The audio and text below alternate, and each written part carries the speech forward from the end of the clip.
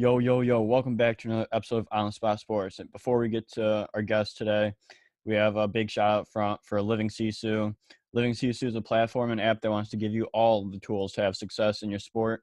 Their main objective is to activate your lifestyle. So it's for active people. Enjoy discounts at companies like BioSteel, 30% off, Body Logics, the Goalie Guild, all his books are discounted. Roan, Lululemon for men, 20% off, online stretching programs with Eccentrics, 1 full month free. They got super silent massage guns, 20% off those. And it's a great quality. It's way less expensive than a Theragun, and it's great quality.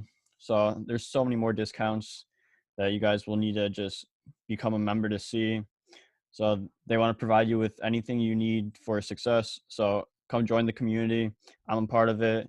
A bunch of other athletes are a part of it. So it's free to join. It takes 20 seconds to get exclusive offers to your sport, and it's definitely worth it. So do us a huge favor and go sign up for Living Sisu's membership. It's free, 20 takes 20 seconds. So go do it, and we'll see you there.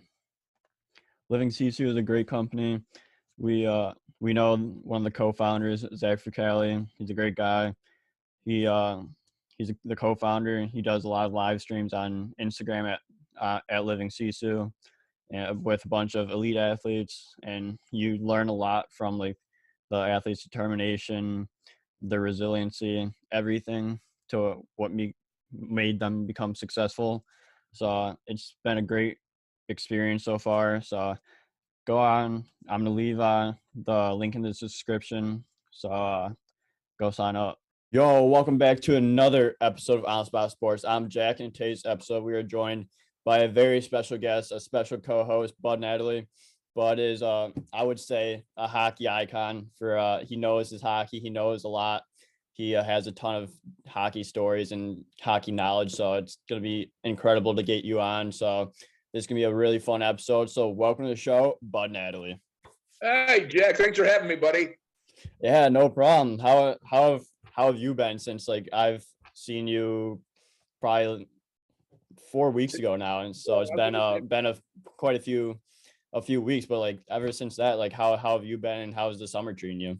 Summer's great. I a big chunk of I live down in South Carolina now. I used to live up in Syracuse, where our Great Lakes hockey, where our first camp is, where I met you through Great Lakes hockey, because you're always kind enough to help us out at the Chicago camp.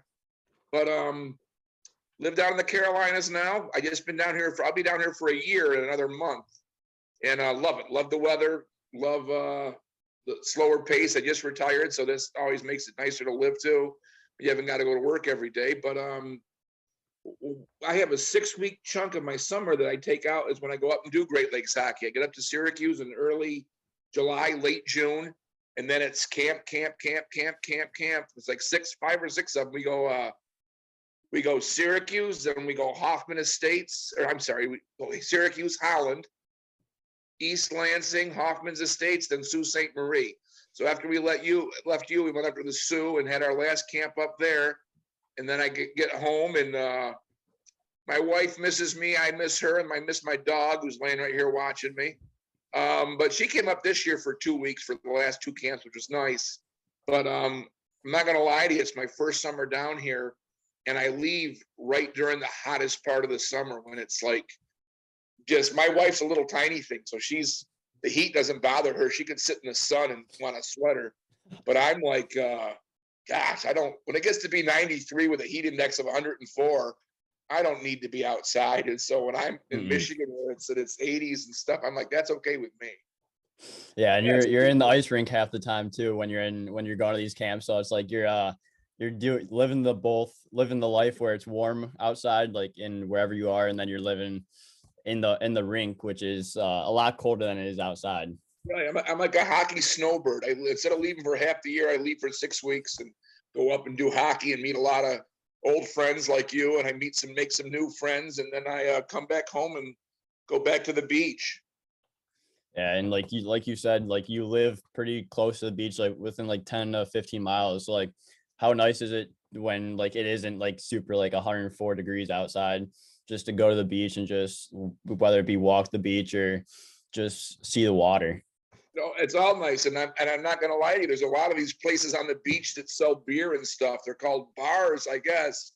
And Jared Nightingale introduced me to those things, which was nice. So once in a while, I'll even stop there, have a couple Beach cold bars. Coronas, have a couple Coronas, listen to some live music, and look at the water. It's really not a bad way to spend an afternoon, you know.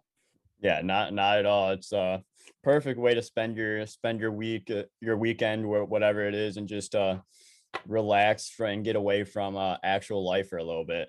For sure, for sure. Yeah, but like you said, you're a part of Great Lakes hockey, which I'm also a part of, and Jared Nightingale too. I got the hat too. Got the hat That on. a boy. That a So boy. gotta rep the brand. But like how long have you been a part of Great Lakes, and like just seeing it grow from like where it was to like where it is now is pretty incredible. I started it right at the very beginning. Jared and I became real close. He played for the Syracuse Crunch, and he played for a lot of teams. I think he played for 10 different AHL teams. Yeah. And it's usually when you get that many teams, it's either one of two things. It's either you're a problem in the locker room or you're just the opposite and everybody wants you. And he was just the opposite. Everywhere he went, he was an assistant captain pretty much everywhere, a captain, which says you got some character, you know. Once again, I hope he's not listening. I don't want him to know I'm saying good things about him, but it's true. And so we got to be buddies because when he came to Syracuse, he was one of the older guys in the team. And although we had buddies that were the younger guys, he wanted to do different things when on the off days. And, you know, instead of the young guys like to sit in front of the TV and play those video games all day long, and that wasn't his gig. So we got to be buddies. And then one day he said, I think about starting some hockey camps, whatever the case may be. And I wouldn't mind doing one in Syracuse. You think you could help? And I said, I could get you kids at Syracuse. So the first camp in Syracuse we had, I want to say 6 years ago, but I could be off. It could be 7, it could be 5, but I think it was 6 years ago. I went around to the different local rinks. And if you don't know Syracuse, I went like probably like 20 miles this way and 30 miles this way and 10 miles here. And right in Syracuse, there's 3 or 4 different rinks. And the first couple of years, Jared sent me these little placards he made up like a index card size, and it mentioned the camp coming up in the website. And I'd get permission from the rink guys, and I just kind of scatter them around. You know, most of those rinks have those tables where for figure skating or whatever, you can sit down and have a coffee or whatever. And I'd lay them out. I get permission to put a poster up, and then I started calling all these league presidents up. And hey, would you mind putting our link on your website? Would you mind this or that? And they were all not all, but most of them are real good about it. And then luckily I was real good friends with a lot of the Crunch players. I was a mailman when I worked. And I ended up delivering this one building where most of the players lived in. So I got to know them really well. And so I'd give them a call, and they all knew Nighty because he played in the team the one year. He was a veteran. And so I was like, hey, Nighty's got this camp coming up. Would you guys mind if I got this one league, had one night? Would you mind going and skating with them for the night, just talking to the kids and all that? Yeah. And when we got done, I'd mention Nighty's camp and all that. We'd help bring kids in that way too. So that worked out real well. Our first year in Syracuse, we had 40 kids. Now we have over 80. Yeah, that's incredible with how like where it started and like where it's coming. Like it's growing every single year. So like you're just getting more and more people, more and more players just in whether it be Syracuse, Hoffman Estates, the Sioux, Holland, East Lansing, anything. Like you're just gaining more attraction because the camp. I'm gonna sound biased, but it's true. Like the camp is so good, and it makes you love hockey even more than when you started it.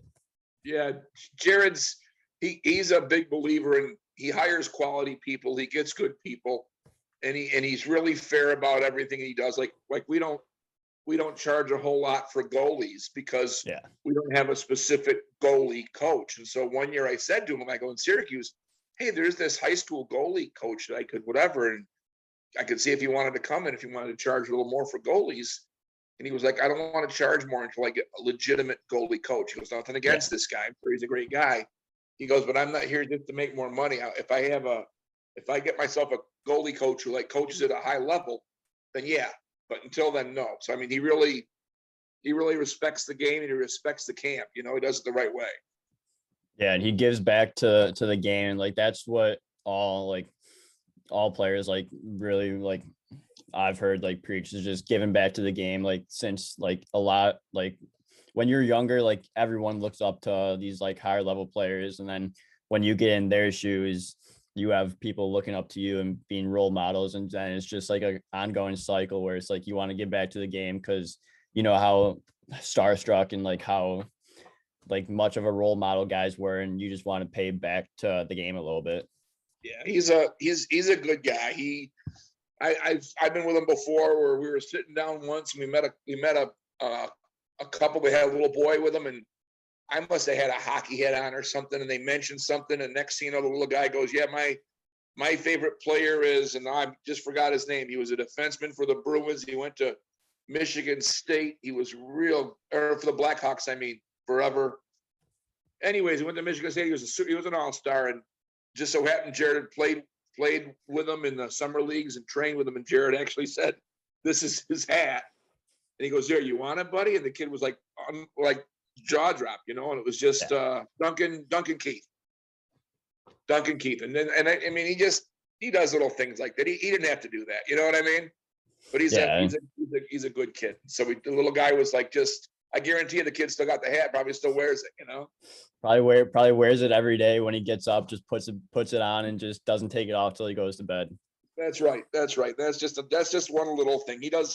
He's always trying to, like you said, promote the game and actually, like most hockey players that I know and that they're pretty good. I really, if I've met 100 pro hockey players, or probably more than that, I might have met one or two that really aren't the quality. Even then, they're not bad guys. They're just not, but the other ones are top notch all the way.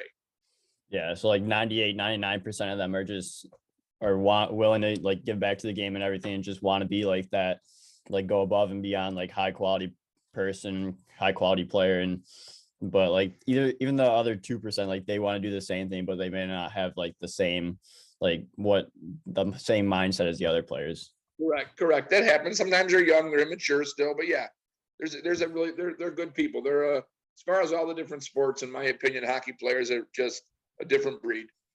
Yeah, absolutely. And like throughout like the Great Lakes camps, like what has been like some of your favorite parts about like being part of it and just seeing like all the kids like really excel and just love the game?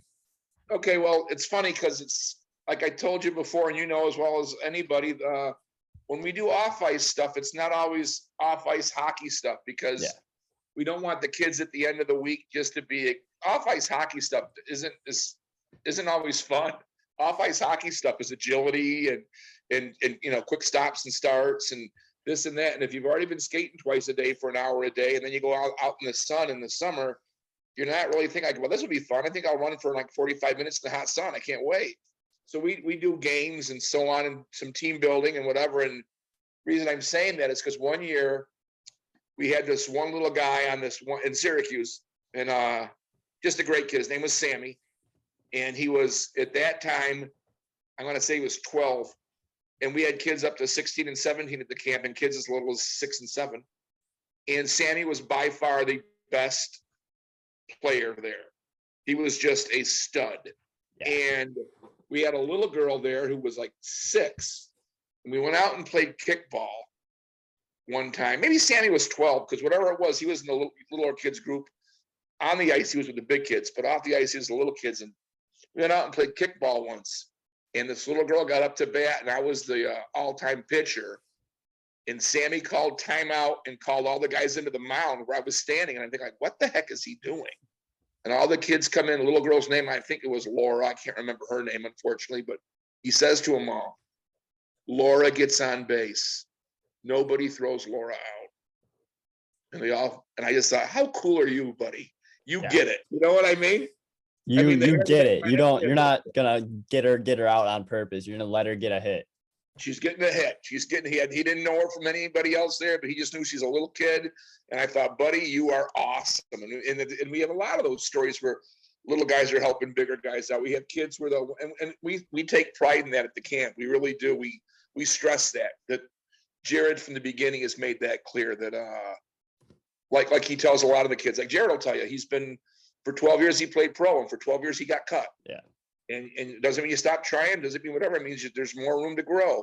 But he'll tell you that as soon as you get dropped off at the rink, if there's tryouts, whether it be for a Bantam travel or a high school team or whatever, As soon as you get dropped off by your mom or dad, there's a good chance someone's watching you, and they're going to see how you act, hey, did you say bye to mom? Are you a decent kid? Hey, when you walk by the janitor and you threw in the garbage and missed it, did you pick it up? Because that's character stuff, and that's important, especially in hockey.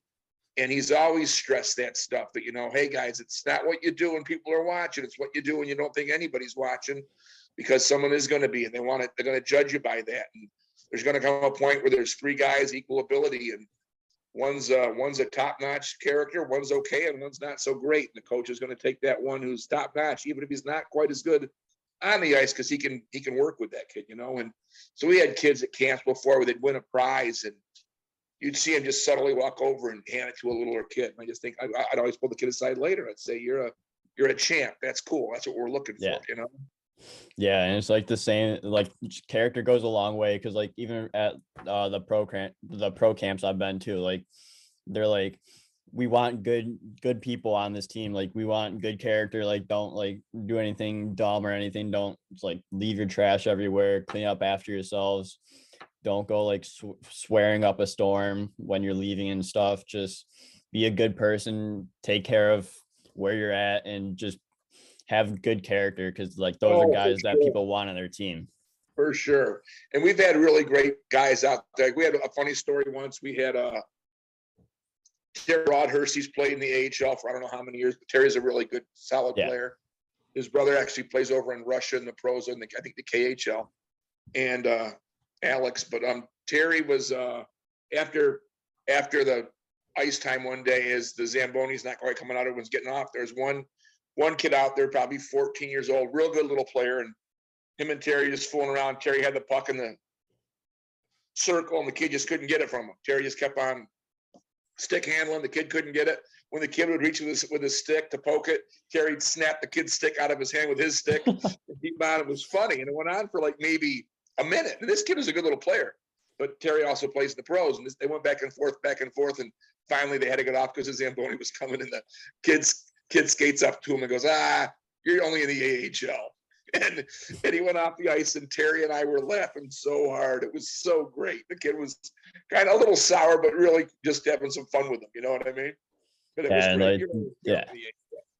That was great. You're only in the AHL. Like that's funny. And like there's always funny stories that come with that, and like especially like the off ice like kickball situation, like especially this year in Hoffman when Terry's kid came out.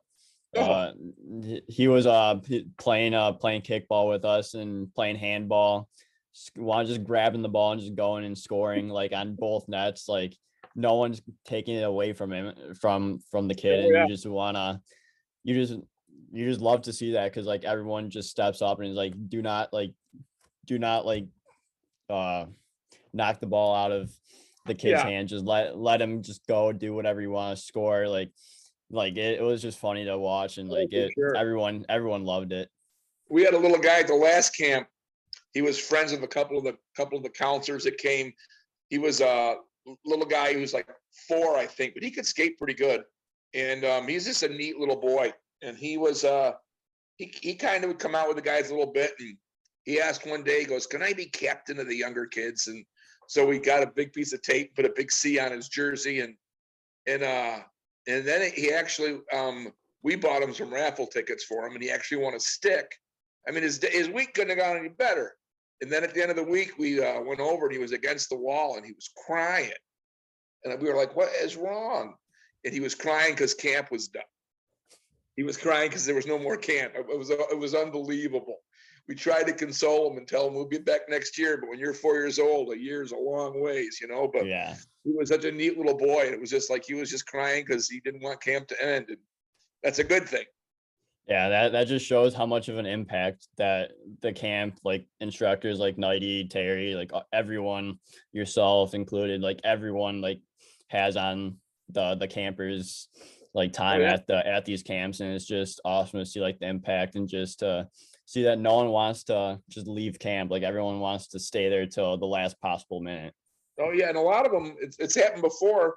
I know, and I shouldn't say a lot, but there's a handful of them that every year will email Nighty and tell them like how they're doing in their league, and how they've been playing, and what they've been doing to practice, and any suggestions. And he's real good about he returns them. I mean, because he'll tell me, hey, this guy, they're playing pretty good this year. They've really been doing well, and he's whatever. And so he's a good role model to have. He kind of he lives by what he says. He's legit, and the kids do look up to him, as they should.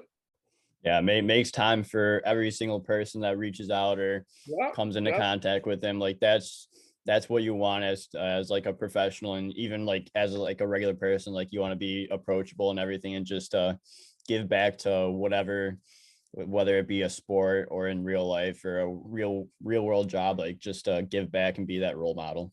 yeah. And he's real humble, which is what most of the guys are. He's real humble. Like I say, once again, I hope to God he never sees this, but he's the first person that'll tell you all the things that he didn't do well. It's so funny.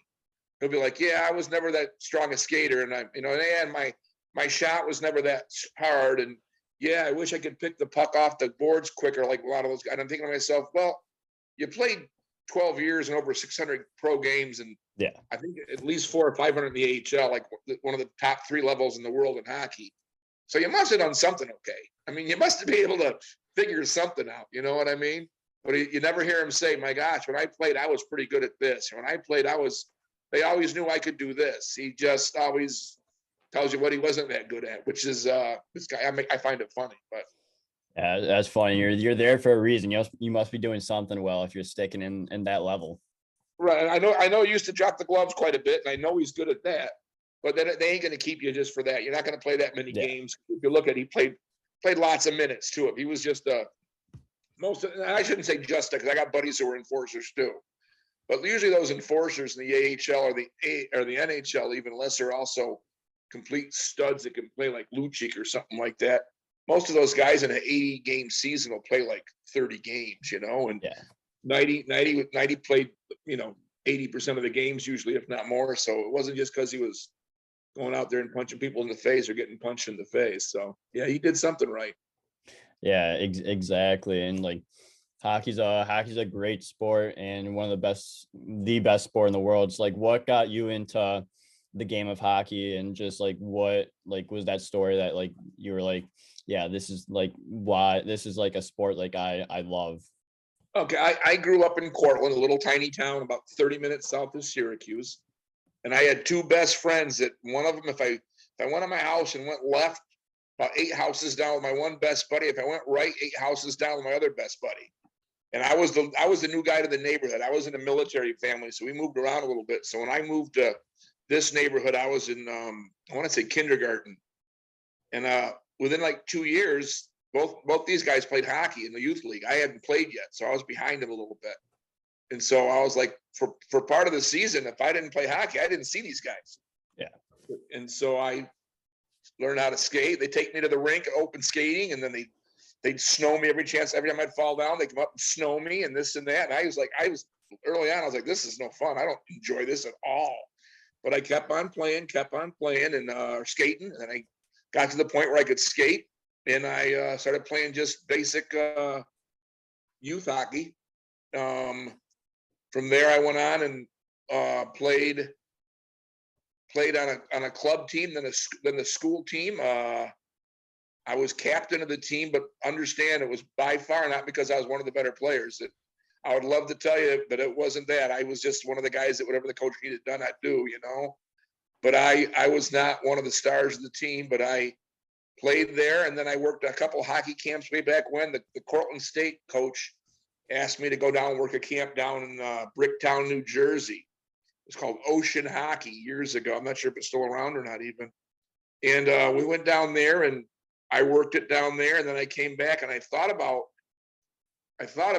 trying out I went to Cortland State, then I thought about trying out for the team there. But to be honest with you, I probably wouldn't even have made that team. I just wasn't, I started too late, and that wasn't me. I'm not the athlete that a lot of these guys are. I was okay for a kid playing, youth hockey, but that was about it. But I loved the game, and all my buddies played. So my one buddy ended up going to Kimball Union Academy and playing there, and he was being looked at by D1 schools. Unfortunately, he got sick and passed away when he was 19. My other buddy went and played for RIT, which is a decent little school, for a little bit, and then but then his grades were getting affected, so he stopped, became an engineer. And then I was in Syracuse one night having a couple of beers watching the Yankees Tigers playoff game. That's how long ago it was. The Tigers were in the playoffs. And I go into this place. I'm sitting down. There's a kid next to me, Tiger hat on. I got the Yankee hat, and we're watching the same TV. Only people in the whole bar. And so after a few minutes, we start talking baseball a little bit. Nothing big. Who do you think's going to win? Blah blah blah. And then after a couple minutes, the Tigers score a run. So I go to the bartender and I go, get the Tiger fan a beer. A couple minutes later, the Yankees score a run. He buys me a beer back. So we start talking. And so he's like, is baseball your favorite sport? I go, actually, it's hockey. And he kind of laughs. And he goes, do you follow the Crunch that much? And I said, yeah, I go to about 20 games a year, maybe, He goes, how do they do? I go, they usually win every single game once they've been eliminated. I go, once they're eliminated, they're the best AHL team in hockey. And he laughs. He goes, I think they'll do okay this year. I go, yeah. He goes, yeah, I think they will. I go, okay, we'll see.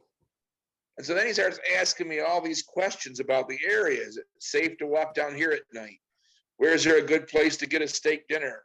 Is there any good mechanics around here? Just, And so finally I say to him, I go, where do you live? He goes, I live right above the building here. I go, well, is your name on your mailbox? He says, no. I said, well, you better put it on there because I'm your mailman and you're getting nothing until your name's in the box. So he laughs a little bit, and then we talk hockey some more. And he goes, you ever want to go to a game? Just leave me a note in my mailbox. I'll get you some tickets. I go, how can you get me tickets? He goes, I'm going to play for him this year. I go, yeah, sure you are. And he goes, no, I am. And if a lot of people remember, depending on how much they follow AHL hockey, this was the year that the Syracuse Crunch and the Norfolk Admirals traded their entire AHL teams. So the NHL actually traded their AHL teams. So where other years when a team goes back for the next season, you'll have a bunch of guys that played there before. Yeah. This was a brand new team that never been there except for maybe a night game, Yeah. So there wasn't anybody where you could go, hey, where's there a good place to live? No one knew anything. So he says to me, hey, are you going to be here for a while? I'm going to be here until the game's over. He goes, well, a bunch of the guys, I'm going to let them know they're coming down here. He goes, they'd love to get your number. We don't know anything about this area. There's a bunch of them. I said, sure, I don't care. I'm going to be here. And so that's when I met Tyler Johnson and Andre Palat, and Radko Gudas and Richard Panik and Mike Angelidis and PC Labrie and JP Cote and Eric Nielsen. And I remained close friends with a bunch of them. And and then got all their numbers and getting phone calls. It was the same year that my son went in the U.S. Army. So I got home that night and told my wife, because we only have one boy. We have 3 girls and a boy. And and anybody that knows moms and their sons, boy, that's tough, So she just lost her boy to the Army. Came home. I said, well, I got a bunch of rentals for you for the next year or so at least. And boy, she just, and she fell in love with them all too. She still to this day refers to them all as the babies. Like when one of them gives us a phone call or sends us a card, she goes, oh, the babies sent us a card. You know what I mean? It's funny. So yeah, we've been lucky. We've been to some weddings and stayed at a lot of their houses and got to become just regular friends with them and past the whole hockey thing, which is nice, and got to know their families too. And it's been really, really nice. It was a good experience just because I happened to go out and have a couple of beers that one. I would have met them anyways. I was their mailman and they were dumber than dirt when they came in. So they needed help. You see all these guys, they're professional athletes, and you put them on a pedestal and you forget that a lot of them are 18, 19-year-old kids still. Yeah. And they're really on their own for the first time, or maybe for only a couple of years. They don't know a lot of little things like any other 19-year-old wouldn't know. You don't know that when you buy a car the first time you need insurance and you need this and you need that. Well, how would you know that if your parents aren't around and their parents aren't around? You know what I mean? So we helped out a lot of the little stuff, Yeah, that's still that's an unreal story, especially how you met Nighty and then you met all the players and you're still really close friends and everything with some of the guys, and it just proves to show that hockey players are a different breed, and no matter who you are, everyone wants to be friends and just stay in connection with whoever. A lot of those boys ended up winning a couple Stanley Cups recently, and they were a couple games away from winning the Calder Cup that year, because the year before in Norfolk, they still had the record. I think at one point they won, like, I want to say 28 games in a row or something, or 28 games out of loss. And they crushed it in the Calder Cup finals. And the next year they actually would have won that. They got beat by the Grand Rapids, and that's when the Red Wings, I think, were up 3-1, and they lost their series, and they sent down a bunch of studs that helped them win, which is fair. They didn't do anything wrong, but yeah. I think that was the difference maker. And it was funny because a lot of the boys had already told me, if we win the finals, but you're coming on the ice with us right afterwards, so make sure you get down there. You're coming on. I was like, okay, we'll do that. So it was fun. It was still a great run, though. Afterwards, a bunch of them stayed in town for probably 2 weeks, and every night went out and had fun and drank beers and didn't cause any problems. But every night, Nighty, one of them would give me a call. Usually it was Nighty, come on out, grab some beers. And I'd be out there drinking beer with them till 2 a.m. I'd go home and get up at 5 a.m. to go to work. My wife finally one night came out with me for a little bit. She said, guys, he loves you. And I know you love him, but he's twice your age and he's getting up after 3 hours of sleep. You guys are sleeping until 2 or 3 in the afternoon. Don't kill my husband here. Okay. Save something for me. I need him to stay with me a little bit longer, because I was just dragging by the end of that run, but it was fun. I ain't going to kid you. I don't regret doing it. Oh yeah, it's always fun when, like, guys on the team, like, and especially if they're on a long run like that, and like they're all like nice enough to be like, yeah, just come out with the boys, have some beers, like any chance you get. Like, you could be on 3 hours, 1 hour of sleep, you're gonna do it no matter what, because you're like, I want to be part of the boys, and like it's a lot of fun. Oh, it's a lot of fun, and they're just and Nighty's as good as the rest of them when it comes to entertaining the crew. A lot of them will just sit back and let Nighty do his thing. He's got a way with making you laugh. He's funny. He can be funny for sure. He has a lot of harmless stuff, nothing mean spirited, but he does some things that are just so funny. Whether it be, we used to shoot darts a lot. He'll just do little things to distract you when you're shooting. You can't help but laugh. And you just want to, you got a lot of little things he does to have some fun. Yeah. Yeah. You always forget that they're regular humans like everyone else, and like sure, they play a sport professionally in the game that they love, but like they're also regular people like everyone else. And it's just Sure. awesome to have that like connection and with the players, especially at that level, and you're just like close friends with them and just hanging out with them. Like, it's literally just like hanging out with one of your other friends that doesn't play a professional sport. Yeah, for sure. Exactly. I got a buddy up in Canada that played in the pros for a bit. His two brothers did, one still does. And when we go visit them, we literally will sit out in his back deck on this lake, and we'll just drink some beers, we'll drink some wine, and play cards like for 7 hours straight. Just play cards and listen to music, you know what I mean? And then go on his boat and drive down the river and stop at this little place for breakfast every morning, come back, and then back to cards and just telling stories. And yeah, not real fancy, you know? Yeah, playing cards and crushing beers. What a life on the river. It's not terrible, right? And my other buddy played for the Wings for a while as an enforcer there. You go with him, and basically he lives on the river. He just wants to either go fishing or hunting. That's his thing. That's all. He could do that all day long. And if you want, and we did the little ice fishing with him last time we were there. You got to walk to the back of his yard and jump right in one of those little tents he has out on the ice and drop a pole. And after about 30 minutes in the cold, I'm like, I've had my fill, but he could do it for 12 hours a day, every day. I think he does probably, Yeah. What's it like ice fishing out in the cold, and you just have like a tent and just a little hole to fish? Yeah, that's it. You know what I mean? And either a cold beer or a cup of hot coffee, whatever gets you where you're going. But yeah, for sure. That's fun, because like, especially like when you guys are just trying to get, like, they're outside of the rink, like they just want to relax and everything, and like they have their own hobbies and everything. Like, that's important, especially for anyone just outside of whatever they're doing as a career, as a job, like just to have stuff to do outside that you're not dreading on it 24/7. Sure. Yeah, a lot of them like to, a lot of them are golfers because they're athletes, so they're obviously pretty good at other sports. A lot of them like to golf. I know Nighty, like, really, he's got a nice little house in Michigan, and he really enjoys like kind of fixing it up and making it nicer, whether it be landscaping or the inside. He's done a lot of work to that.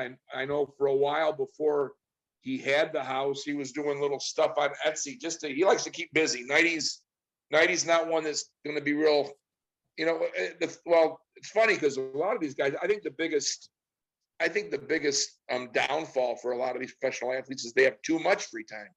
These hockey players, I mean, practice is 45 minutes or an hour. Yeah. Maybe watch a little film, get a little treatment.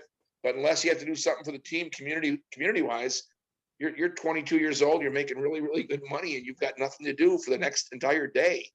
And so I know a lot of them will start watching these, which a lot of people do, watch these little series that like Breaking Bad or whatever, where you got to keep up on something for the next 16 weeks or whatever it is, or they'll go to the video store and rent like an entire season of this or that, or they'll there'll be regulars at the movie theaters, you know what I mean? And there'll be like a 2 o'clock matinee. There'll be 15 of them there watching the movie because there's nothing else to do. And so, yeah, he doesn't like to have a lot of free time. He likes to be doing something. He likes to stay busy. Yeah, and like you're at the rink probably 8 to 12, 8 to 1, and then you have the rest of the day to do whatever you want, and you just got to stay busy, just find stuff to do because you just got, and also relax a little bit, especially recover a little bit. Yeah, recovery's huge, right? And you got to eat right and all that stuff, and you got to, like you say, you need a lot of rest. But you're 20 years old, you don't need as much rest as a lot of people think, and you're just dying.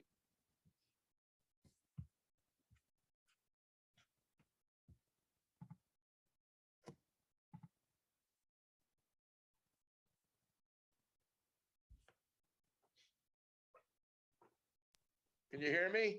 Yeah, I can hear you. Are we good? Yeah. So I got a call actually from my dad, but yeah. So yeah, they look fine. I know that. I know a lot of people. It's actually, who doesn't want to be a professional athlete? But I don't think a lot of them realize some of the things they put up with and go through and stuff like that. Like, I'll bet you if you talk to 100 of them, I bet you 85 of them never went to their senior prom because they just were busy playing hockey somewhere. They just couldn't. I bet you a bunch of them didn't go to their, if their class had big things at the end of their senior year, they just didn't get to go to them because they were dedicated to this sport, and it's a lot of little things you don't realize you miss out on things too when you're directed at one thing. You miss out on a lot of stuff, and I don't think people realize that.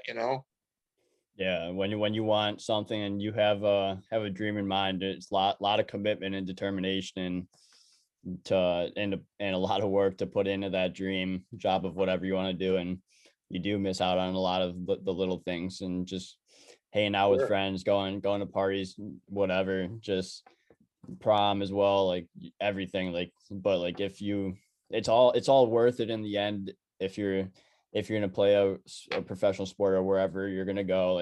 I think it's all worth it, all worth missing everything just to get to where you want to be. Sure, as long as people realize it just wasn't paved in gold, you know what I mean? There was work you had to put into it.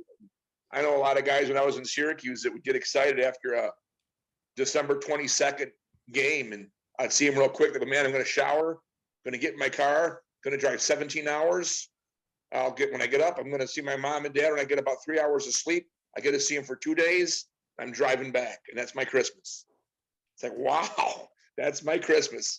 I'm going to put 33 hours on the car and stay there for 2 days, have 3 or 4 meals, and back home again.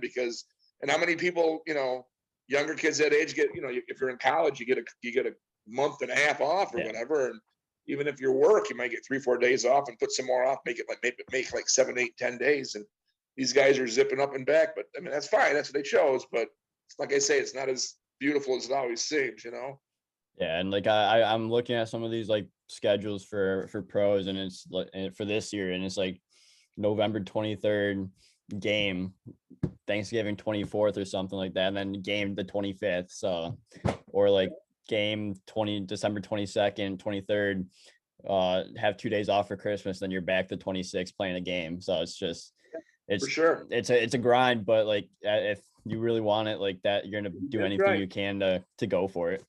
And if you're playing for the Syracuse Crunch or the whoever, the Chicago Wolves or whatever the case may be, and if you're Finnish or if you're Czechoslovakian or Russian or whatever, then you just simply aren't going home for the holidays.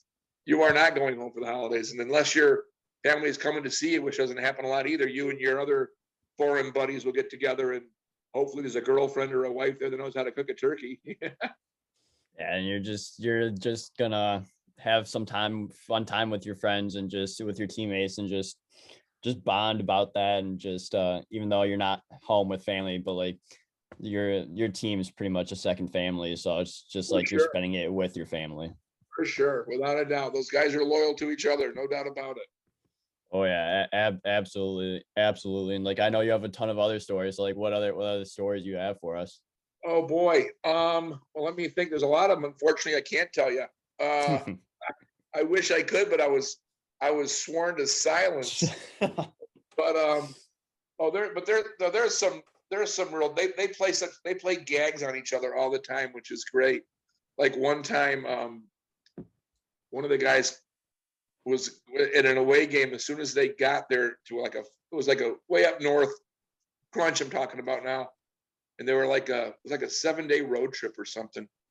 And as soon as they got there, the one assistant captain went into somehow got a key to the trainer's locker, his hotel room, and he took every piece of clothing that he had and he put it in a hockey bag, and he went down and asked the front desk if they'd put it back in one of the rooms that was something extra they didn't need and whatever. So like the trainer comes back for the first night and he's got nothing, no clothing at all, until he finally figured it out. But or there's things where like one day the captain of the Crunch, Mike Angelidis, just a great guy, played in the pros a little bit, just a super human being.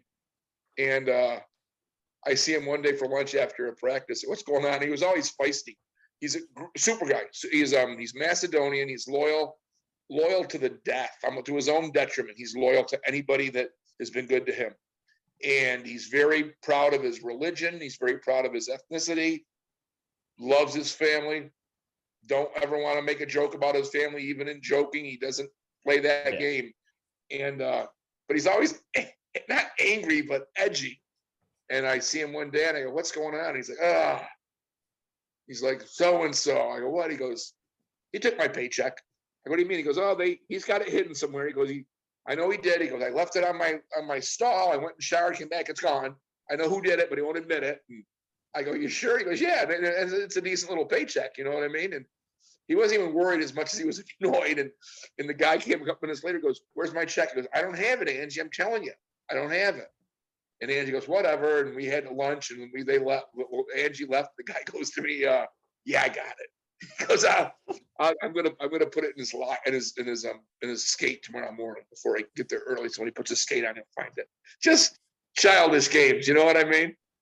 But there's some of the fun ones. I know one time one of the players, I won't say their names, but he liked to have his beers, and they said that they were so worried like how he was going to be the next morning because it was a bus trip up and he had a lot of drinks in him, and from the night before, I mean, which was fine. He didn't break any rules. And the next morning he skated out onto the ice with one of those old-fashioned big silver coffee urns, and he skated out with the whole urn in his hand. I guess the coaches loved him. He was a team guy all the way and stuff like The that. glue But guy. he was a character guy for sure. For sure, he was a character guy all the way. And you get a bunch of those guys too. They're always. One time, a couple of the guys missed a trip. The team always goes up to New York. If you don't know where it is, it's like 4 hours north. It's Lake Placid where the Olympics were that one year. And a couple guys missed the bus bringing them up there. But the bottom line was, as long as they got there on time, it was okay. It was just the team was basically saying, the bus is leaving at this time, right? And they both missed it. So the one guy had no clue how close it was. He was like thinking, "Oh my God." And he like tells the other guy, he says, "We got to run a helicopter." He goes, "Run a helicopter?" He was dead serious. "We got to get a helicopter." He goes, "Get it." He just came back from the NHL, so he had a little bit of NHL money, I guess. He's like, "We're 3 hours away. We'll grab if we have to grab a cab or a bus, we can rent a helicopter." But he was like panicking. "We got to get a helicopter." He's gonna rent the helicopter with that little paycheck in the NHL. Right, exactly. I know that there was a guy for the Crunch. He was their enforcer named Eric Nielsen, and he was Sidney Crosby's first bodyguard. Him and Sidney Crosby are still close. Like Eric got married this summer. Sidney Crosby made it to the wedding. Yeah, that's I mean, awesome. they're tight. And Nealer's nuts in a good way. He's the craziest guy I've ever met. He's got the biggest heart out of anybody I ever met. And he, oh shoot, there's so many stories. I think I just lost the one I was going to tell you about him too. There's so many ones that I can't say, and there's so many that I can say. But what was the story with Nealer that he? Well, I know there was one where the team Halloween they all dress up, you know. They have a big costume party. They really get into it big.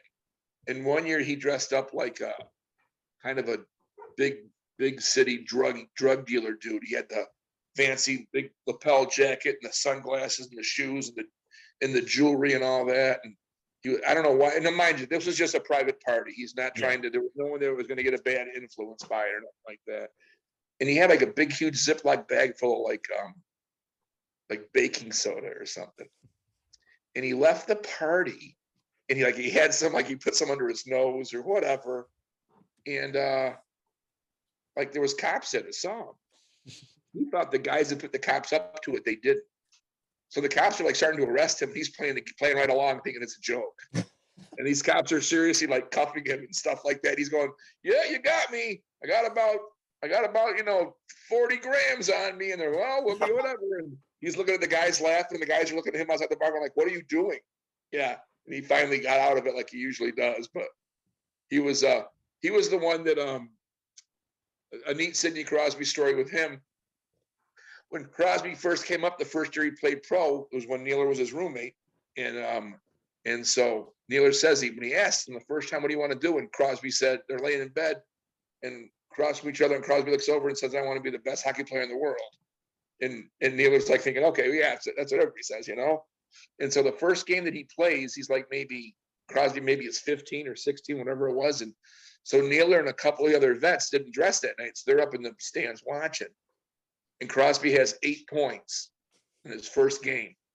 And they're looking going, this kid's 15 or 16. He's playing against 19-year-olds. He had 8 points. Wow, And that's the crazy. same night, you're right. And the same night that happened, Daryl Sutter, remember him? Yeah. Daryl Sutter had 8 points in the NHL. So the next day they started calling Sid Daryl. And he said, "Why are you calling me Daryl?" And they didn't tell him why. They just called him Daryl. And it stuck with him. And I guess he hated it. But they called him Daryl. And I guess the very next year he went to the NHL or whatever it was and had it in his first season. He was crushing it. And at the end of the season, each one of the 3 veterans that were on his team, he gave him a pair of his game gloves, and he wrote Daryl on the inside of each one. He signed it Daryl. He gave each one of them a set of his game gloves signed Daryl. Cool, right? Yeah, that's funny. That's a cool little story right there. You don't expect that, but it's funny.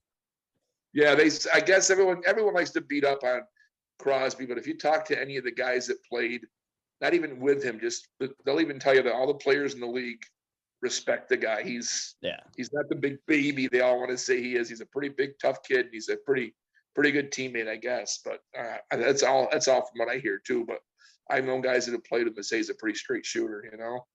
Yeah. But they're all good boys. They all have their stories though. They're so funny. I wish I could tell you. Not that they're all bad stories. I just don't want to embarrass any of them. Yeah. There's some that stay on under the carpet for sure. Right. And it's not even terrible stuff. It's just it's what 23 and 24-year-olds do when they're out having fun. It's what everybody does. All the saints are in heaven. They're all good guys though, but they're respectful to everybody, but they are funny. They do some funny stuff, and Nightingale is at the top of the list. He can make you laugh, boy, without even all kinds of just. I'll tell you one time we had the old play-by-play guy for the Syracuse Crunch. He's with the Vegas Knights now, Dan Duva. And Duva and Nighty were real close. Duva's a little short guy, about 5'7", maybe 6, and he's the nicest kid in the world, a little Italian guy, and calls his mom every day, kind of a thing. And him and Nighty hit it off. Nighty's a young bachelor, Duva's the old whatever, but they just hit it off. And so one nighty happens to be in town. Duva stayed in town because in the summer he taught a class at SU on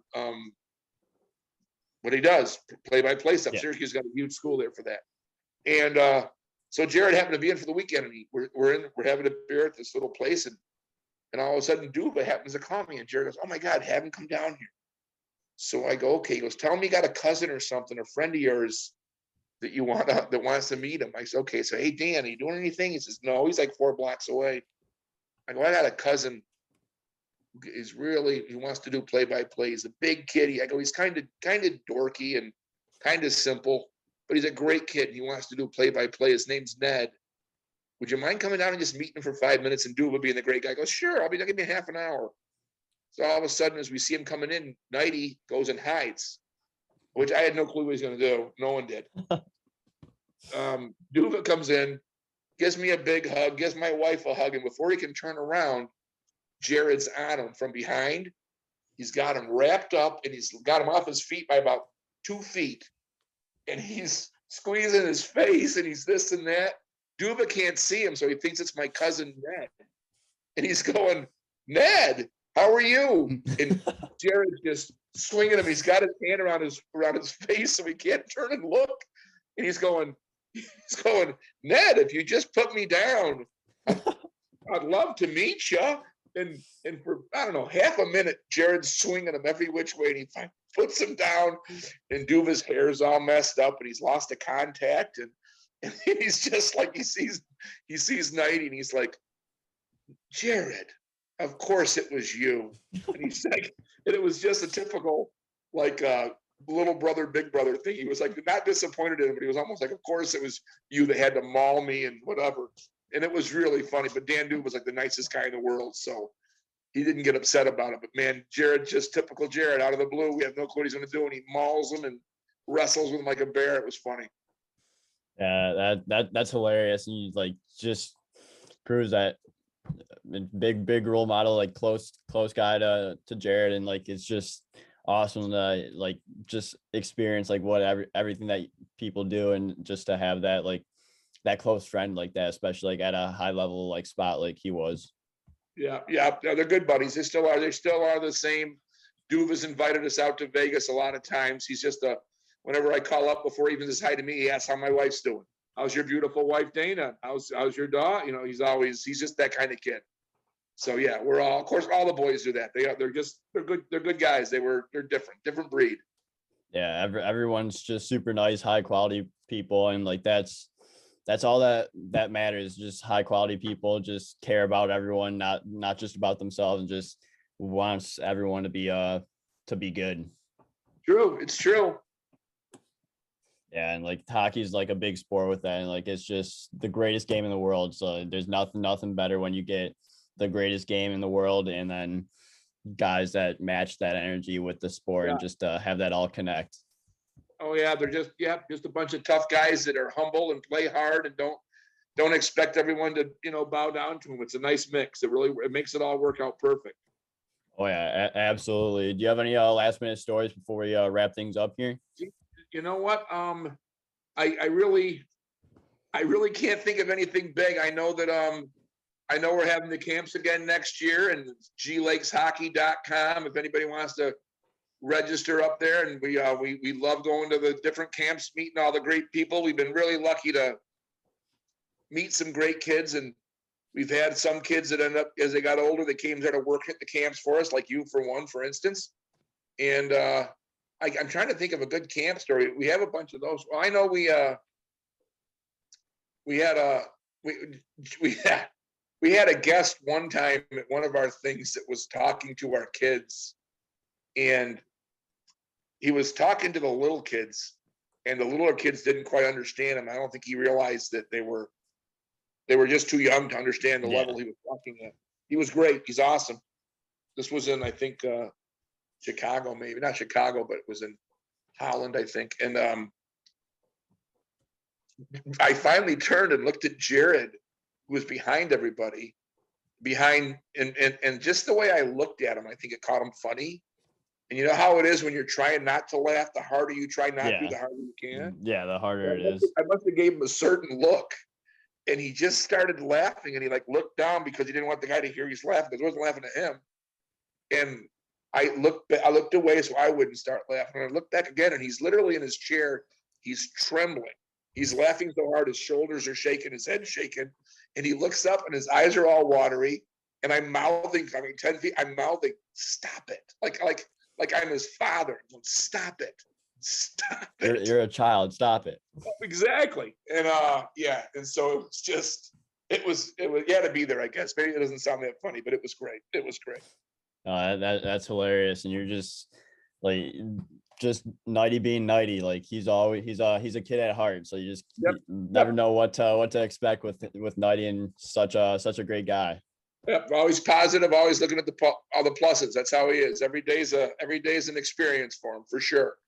Yeah, absolutely. But everyone that's listening, if you're within the area, should definitely go sign up for the Great Lakes Hockey Camp. Like I'm a part of it, Bud's a Yep. part of it. Like Yep.